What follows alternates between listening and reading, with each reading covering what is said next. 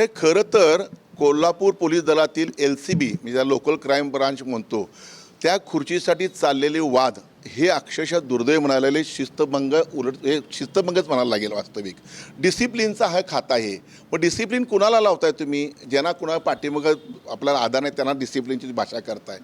आम्हाला कुणाला नेमायचं, कुणाला बसवायचं हा आमचा विषय नाही आहे. आम्हाला कोल्हापूरला ह्या LCBच्या माध्यमातून काय स्वास्थ्य मिळालं, किती गुन्ह्याचा उकल झाला, किती न्याय मिळालं. मग ट्रेडिंगपासून असून ते पिळणकरांच्या बेपत्ता झाले, पिळणकर माझी सरपंच बेपत्ता झाले, अनेक खून, अनेक मारामाऱ्या, अनेक फसवणूक, डिजिटल अरेस्टचे गुन्हे, असे अनेक केसेस इथं पडीक आहेत. आपल्याला अजून कुठं त्याचा तपास झालेला नाही.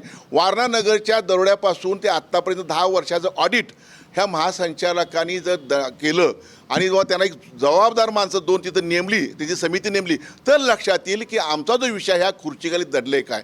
ह्या खुर्चीच्या माध्यमातून तुम्ही लोकांना न्याय द्यायला पाहिजे, लोकांचं रक्षण करायला पाहिजे. का की हा कोल्हापूर जिल्ह्यातील कोपऱ्यातनं कोट्यवधी रुपये महिन्याला मिळवायचेत का, हा आमचा प्रश्न आहे.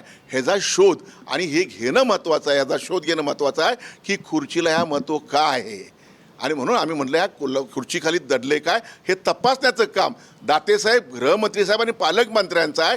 आणि तरच कोल्हापूरला न्याय मिळेल. नाही तर कोल्हापुरात नशेली पदार्थ असून देत, स्त्रीभ्रूण हत्या असून देत, खून, मारामाऱ्या, गुटखा मटका, आणि जे पोलीस इथं नेमले ते काय करतायत? 8-8, 10-10 वर्षा ठिकाणी आहेत ते. त्यांचे पगार किती, त्यांची संपत्ती किती, आणि त्यांना कामं काय दिलेत? कोण गुटखा, कोण मटका, कोण लॉज, बेटिंग, ही कामं तुमची. मग आम्हाला न्याय कोल्हापूरला मिळणार कसा, हा आमचा विषय आहे. ह्या सगळ्या गोष्टीचं आमच्या प्रश्नाचं उत्तर दातेसाहेब उद्या देतील. उद्या दातेसाहेबांना आम्ही एक पत्र देणार आहे. त्यांनी शिष्टमंडळाला वेळ द्यावी, अन्यथा शाहूपूर डिव्हिजन दारात शिवसेना उद्धव बाळासाहेब ठाकरे पक्षाचे कार्यकर्ते झेंडे घेऊन ठिय्या मारतील.